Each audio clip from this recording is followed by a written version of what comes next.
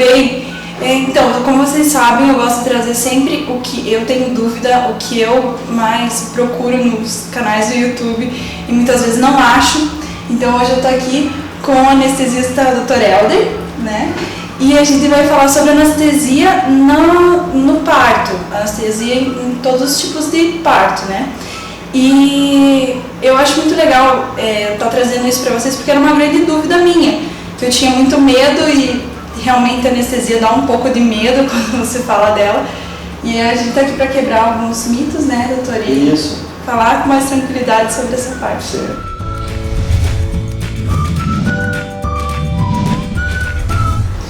Renata, então, como eu estava dizendo o seguinte, a anestesia, vou fazer um pequeno retrocesso. A anestesia, infelizmente, ela não tem, assim, não goza de um bom conceito geral, né? Principalmente, eu acho, porque durante muito tempo a anestesia não foi feita por anestesistas, né? Eram pessoas treinadas, gente da enfermagem, e muitas vezes, obviamente, se uma pessoa não vai treinada a fazer uma coisa tão séria assim, infelizmente tem uma chance maior de coisa errada. E realmente, assim, a anestesia é justificável o temor de muitas, mas hoje, por sorte, as coisas são diferentes. Hoje, existem pessoas, que é o nosso caso, eu exerço anestesia, eu não estou ali para anestesiar o paciente, para que a cirurgia tenha um bom resultado. Então tem médicos especializados nisso. Hoje as nossas especializações duram mais tempo. Hoje a formação de anestesia são 3 anos, que se dedica só à anestesia. Hoje temos equipamentos melhores, medicamentos melhores, técnicas por aprimoradas. Hoje a anestesia é uma coisa muito segura, né? Tanto na anestesia geral, no nosso caso agora da obstetrícia, né? Que também em alguns casos há necessidade de fazer anestesia geral, em alguns casos especiais também assim. Existe a geral dentro. Também geral, né? Mas basicamente a gente faz anestesia, vamos chamar assim, não geral, que seria, digamos, do umbigo para baixo, a chamada técnica regional. No caso da gestante, nós temos anestesia para fazer a cesariana, que se faz a tal de hack anestesia, e tem uma técnica também que eu me sinto na obrigação de falar, não é tão difundida, que é a tal da analgesia de parto, que a pessoa tem como ter o trabalho de parto com um controle bem interessante da dor, sabe? Não é a anestesia de parto que, conforme que tu fizer, você vai simplesmente bloquear o trabalho de parto, não é o que você tem. O objetivo é que a paciente vai continuar tendo as contrações, certo, vai continuar tendo tudo, mas não vai sentir a dor. Ou se torna assim 90% controlado. Então, numa certa determinada, na metade do início do parto, né, a paciente começa a sentir um certo incômodo das dores. Eu acho importante explicar para as pessoas assim, que muita gente acha que quando vai nascer o nenê, vai ser uma dor horrível, excruciante. Não é assim. O que incomoda mesmo são as contrações, sabe?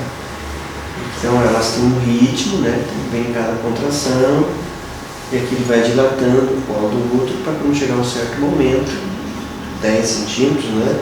O neném nasce. Mas o anestesista, o obstetra, a equipe toda que apoia a mãe ali, o marido, muito importante, a gente faz uma técnica tal que as coisas se processam assim. Nós vamos na coluna da paciente, através de uma agulha especial, colocamos um catéter, né, uma mangueirinha, popularmente assim. Nesse catéter injetamos uma dose X do medicamento, observamos a reação da paciente. Como é que está? Aliviou a dor? Não aliviou. É uma questão de dar um pouco mais de medicamento. E aí vamos toda aquela abordagem, aquela acolhida da mãe. Conforme a mãe vai reagindo, vocês vão colocando mais anestesia? Aí as coisas vão, a mãe consegue caminhar com um alívio bem interessante da dor, até chegar um certo momento que a pessoa, o médico, a médica examina e fala, olha, já podemos passar do parto.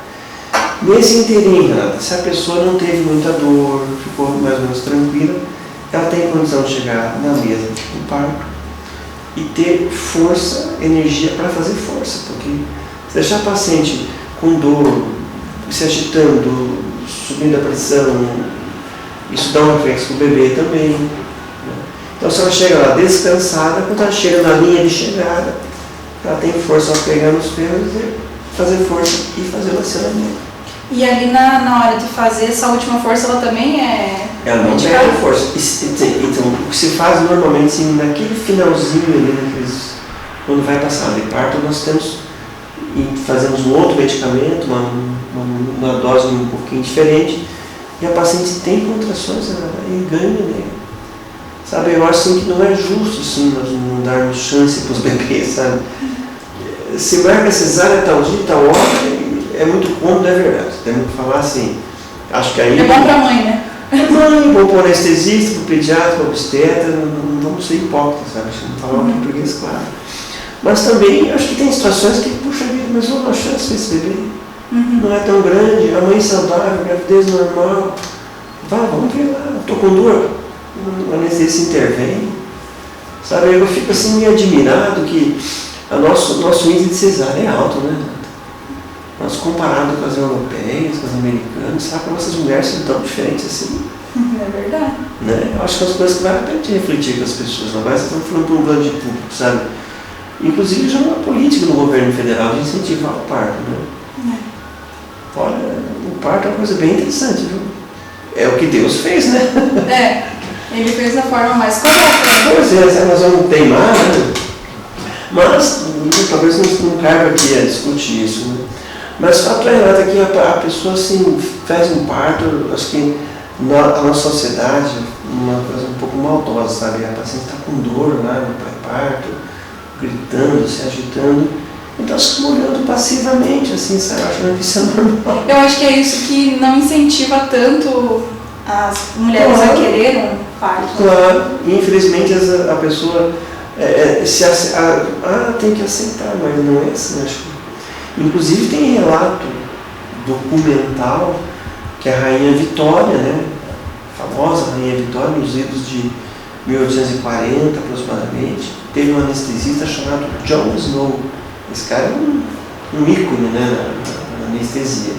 Pois nessa época, ela usando cloroforme, ele fez uma analgesia de parto. Ela estava com dores do parto, ela inalava um gás, tudo documentado, tudo bem certinho, sabe assim. Essa pessoa, esse John Snow, fez isso. Então, e hoje em dia começou com o gás, né? Um dos primeiros foi o gás. Né? Após o gás, seria a... Renata, tem técnicas, por exemplo, assim, de psicoterapia, sabe? Esse trabalho das doulas, sabe? Tem medicamentos que se fazem, dependendo da fase do parto, né? Tem medicamentos. E hoje o que mais se usa é a raquidiana. Para fazer a analgesia de parto, uma técnica chamada peridural contínua. Né? É peridural daí. Peridural contínua. Você coloca um catéter no espaço específico da coluna lá. E normalmente, com paciência, jeito, calma, você consegue ter um alívio bem interessante. E qual que é a diferença da peridural para a raquidiana? Aí, a técnica anestésica seria assim, a raquianestesia a gente usa mais na cesariana. Em que você, é uma questão de posicionamento, assim, sabe? A palavra peridural, esse prefixo peri, quer dizer ao redor. Por exemplo, a pessoa mora na periferia de Caçador, mora ao redor, né? É um lugar específico na coluna lá, ou uma agulha que atravessa uma certa membrana e se injeta o anestésico diretamente em contato com os nervos, que dão inervação dos nervos inferiores, ou se injeta um pouco antes, ao redor da medula, vamos chamar assim, e o anestésico se difunde. E assim, a raquidiana, até onde eu tinha estudado um pouco, ela vai uma quantidade bem menor de anestésico que a peridural, né? É verdade. Por preencher uma área menor, a peridural tem que preencher uma área maior, né? É verdade. Então, os riscos, talvez, de ter uma alergia, alguma coisa com a raquidiana... Agora vamos falar assim, então vamos falar assim de anestesia para cesariana. Então, são tá. Duas técnicas. Dividindo para cesariana. Didaticamente. Então temos uma técnica chamada peridural e uma técnica chamada raquianestesia. O que diferencia principalmente, então, é o lugar da agulha, né? Mas basicamente, sim, é a quantidade de anestésico, sabe? Você falou bem. A raquianestesia a gente usa umas doses bem pequenas e a peridural que usa uma dose bem maior. Para fazer uma analogia assim, imagina você ter na sua casa um frasco de álcool de 250 ml, que aliás é o que deve ter em casa, né? Você tem um potencial destrutivo, agora você tem 1 litro, 4 vezes mais. Ora, por que eu vou ter em casa 1 litro de álcool? Você não pode destruir. Então, a raquianestesia, a epidural, você manipula doses bem menores na raquianestesia. A epidural, por uma questão da técnica, tem que ter assim, bem mais, 20 vezes mais. E o receio de toda anestesista é a intoxicação medicamentosa, né? E a gestante, entre uma peculiaridade da gestante, a gestante era mais sensível à intoxicação anestésica. Então, você pega uma seringa de 25 ml, vai na coluna da paciente, está injetando. Existem casos relatados, né, que a paciente começa a sentir tontura, mal-estar. Tanto é que hoje, Renata, no mundo, tem uma pesquisa no mundo, a imensa maioria das cesarianas são feitas com raquianestesia, pela segurança, pela eficácia, sabe? É uma técnica assim... É a mais indicada. Muito segura, sabe? Eu digo para os pacientes, olha, se eu fosse fazer hoje na minha esposa, na minha mãe, na minha irmã, eu faria raquianestesia. A raquianestesia é uma técnica muito antiga, sabe, Renata? Muito bem estudada, sabe? Uma coisa que os anestesistas têm muito domínio sobre a técnica, sabe? Das reações que ocorrem durante a cesariana.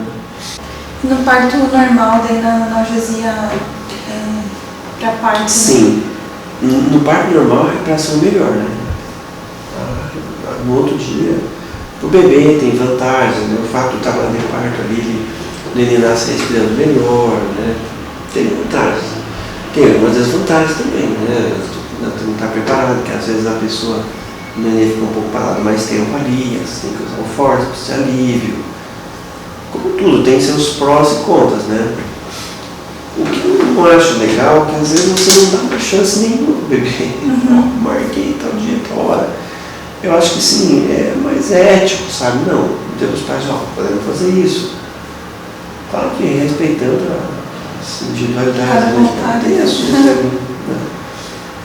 Mas é um momento muito bacana, muito especial, sabe? Nós anestesistas, no nosso trabalho, e as pessoas que trabalham conosco, né? Que essa passagem pelo hospital é um momento tão especial para as mães e para os pais, né? Que seja assim um momento o menos incomodativo possível. Né? Até falando isso, eu vou lembrar, eu acho que vale a pena falar sobre o papel dos pais também, sabe? Eu acho interessante que os pais estejam presentes, né? Para dar um apoio para a esposa, né? Mas a gente vai no centro cirúrgico, por mais que tenha uma relação com o obstetra, é importante que ele esteja lá para dar apoio para a mãe. Né? O que nós fazemos aqui em Caçador? Então, o ato de fazer anestesia, às vezes um pouquinho, para quem não está habituado, causa um certo desconforto. Né? Você vê tua mulher sentada lá, uma pessoa com uma agulha nas costas. Então, o que nós fazemos assim? Então, o esposo fica esperando na sala ao lado ali, nós fazemos anestesia, a pessoa se deita e tal, o marido senta ao lado ali. Acho importante também, quando você entra no centro cirúrgico, nós temos que estar preparado para algumas coisas. Né? Para nós aquilo é normal, se o paciente vomitar, ou sentir falta de ar, alguma coisa, ou se agitar. Nós estamos habituados a manusear isso aí. Então é importante que quando o esposo falar, ele esteja sabendo que pode passar por alguma dificuldade. Aqui para nós, e também cuidar para não nos atrapalhar. Senão, minha esposa está sofrendo e faço alguma coisa. Como o bebê também, né? O bebê está na barriga da mãe, está lá recebendo oxigênio pelo cordão umbilical, vem alguém e fala, corta. Por isso tem que ter um pediatra na sala. Porque o anestesista vai estar cuidando da mãe. E não tem como controlar o que o bebê está. E se o bebê não nascer bem, então por isso tem um pediatra com todo o material de apoio ali, se precisar, né? E às vezes o esposo tem que estar esperando assim também, que eu posso de repente ter uma dificuldade. Pode ser que meu filho nasça meio, precise de alguma manobra. Então assim, eu vou lá para ajudar minha esposa, acho legal, mas eu tenho que estar ciente que eu posso me deparar com alguma situação que possa me gerar algum estresse, alguma coisa. É importante que deixe bem claro para os pais isso. Que não vai ser mil maravilhas talvez, né? Pois é, porque às vezes já tivemos, infelizmente, né? Isso acontece. Está tudo bem, o nenenzinho nasce, de repente tem um disco que não sabe ao certo. Assim, Então tem que ir lá só uma manopla, uma massagem cardíaca, fazer uma ventilação. Não é comum, mas pode acontecer. E também, que eu já tinha te perguntado quando eu cheguei, né, mas a gente não estava gravando, sobre a mulher, antes de fazer a cirurgia, vir conversar com o anestesista. Você acha importante? Eu acho que isso é o correto. Né? Veja bem, a pessoa que vai te aplicar o medicamento, que vai te anestesiar, eu acho assim, muito conveniente. Olha, não, quem vai me atender vai ser um médico tal, ou se eu não puder, vai ser a pessoa tal, saber das minhas condições, dos meus receios, que é normal, a gente tem procedimento cirúrgico. Cortar minha barriga. Não é nada natural, que você vai conversar com as mães. Você pode muitas vezes assim, poupar muito estresse, né? Eu vejo os pacientes que vêm aqui, Renato, eu digo para os pacientes assim, olha, eu tento assim, explicar para eles o que vai acontecer. Tu vai chegar lá, vamos te colocar uma roupa assim, tu vai a tal hora, então complicado, vamos te colocar um aparelho.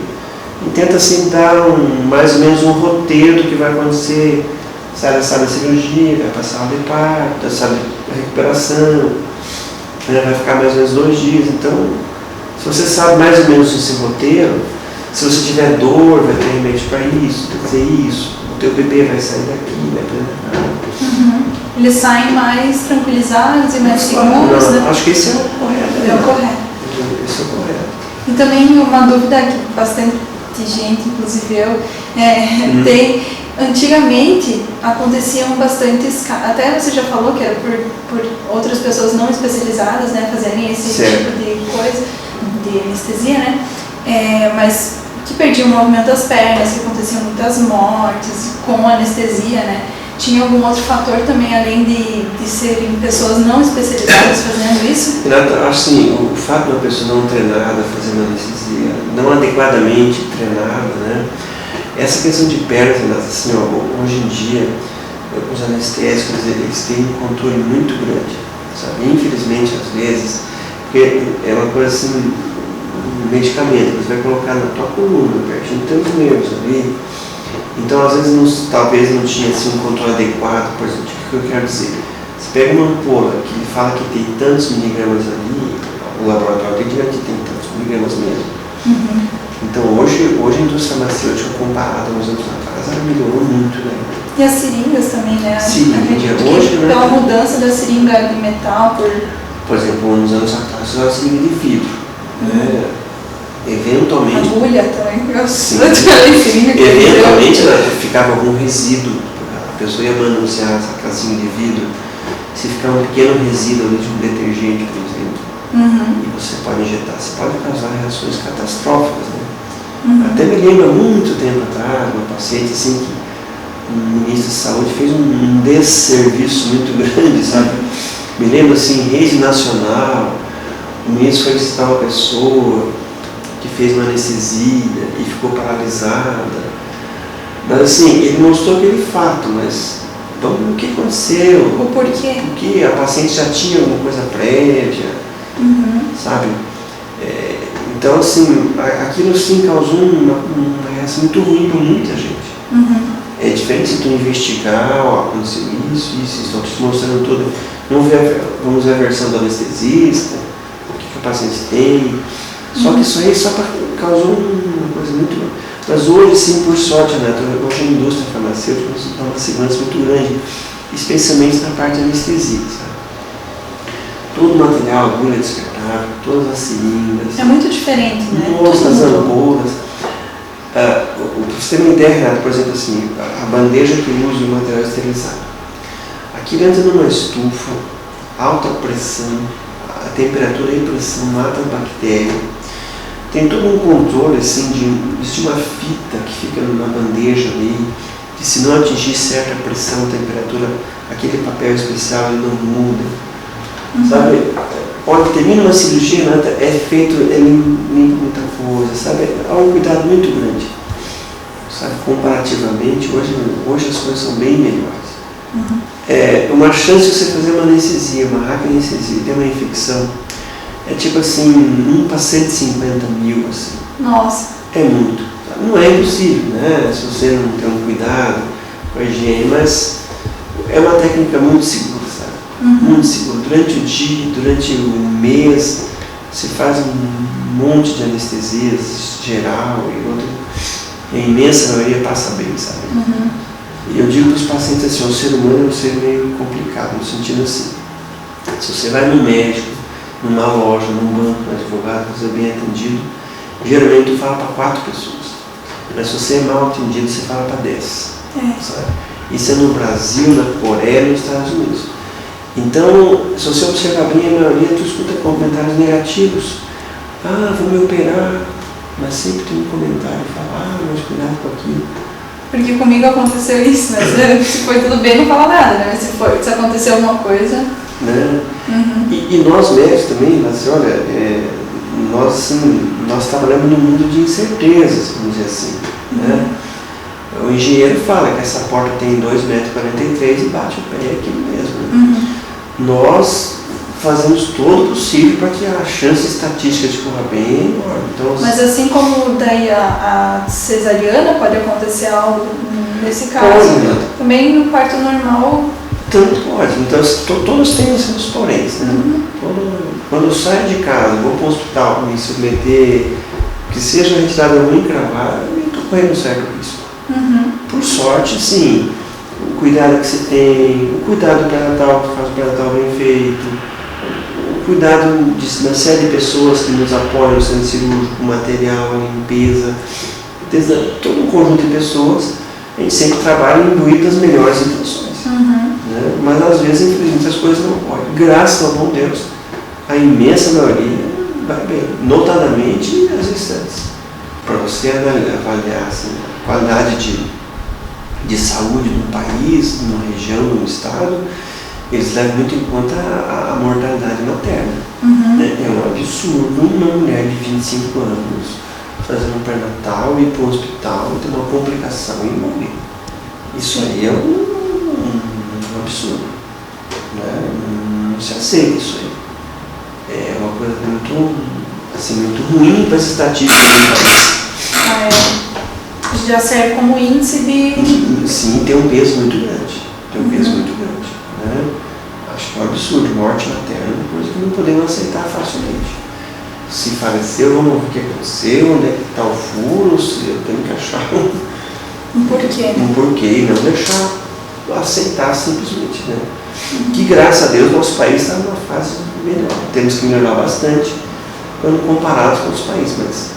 Então o fato de nós estarmos aqui conversando, né, que isso passe para outras pessoas, que mais gente aproveite isso, sabe?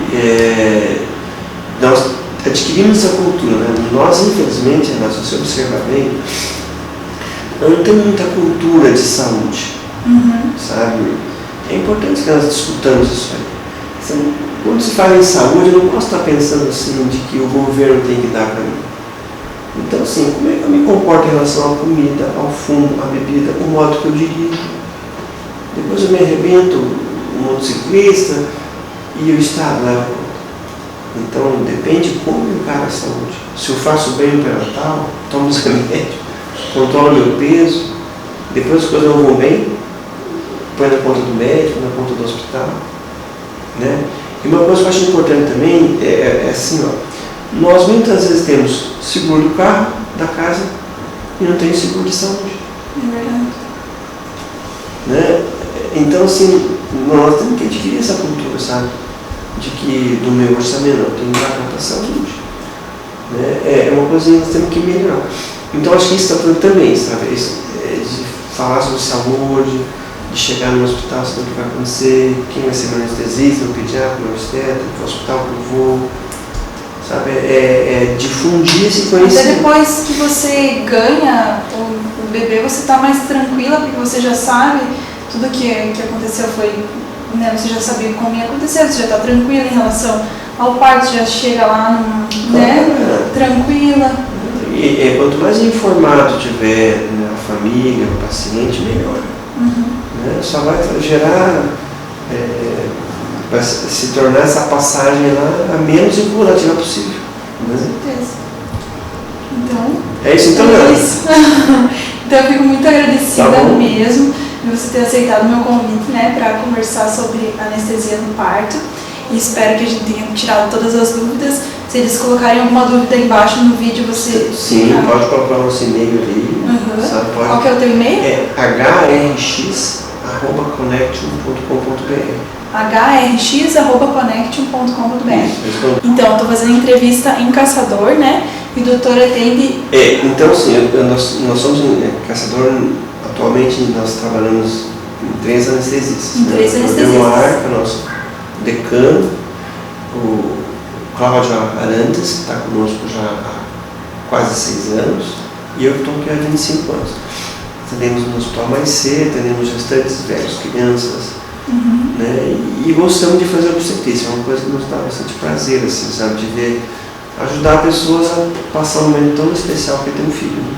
Espero que tenha ajudado. E eu conheci também o outro... Delmar. O Delmar. Ele também deu uma palestra na Unimed, então são pessoas super confiáveis, assim, que eu, tenho o maior prazer de estar conversando, porque dá pra ver, né? Eu fiquei até meio nervosa conversando, então, são pessoas inteligentíssimas. E eu fiquei muito honrada de aceitarem o meu convite, tá? Vamos ter sido útil, espero que outras pessoas possam aproveitar isso. Aqui é o edifício Caraguatá. Aqui é o nosso consultório de avaliação pré-anestésica, né? Então, pacientes que estão se submetendo à cirurgia, eles vêm aqui, nós conversamos, explicamos o que estamos fazendo aqui. Então tá, é isso aí. Combinado. Valeu. Muito obrigada. Então, se vocês gostaram desse vídeo, eu peço que vocês curtam, que vocês se inscrevam no canal, compartilhem nas suas redes sociais e também me sigam no Snapchat, que eu vou deixar aqui embaixo. Um beijo e até o próximo vídeo.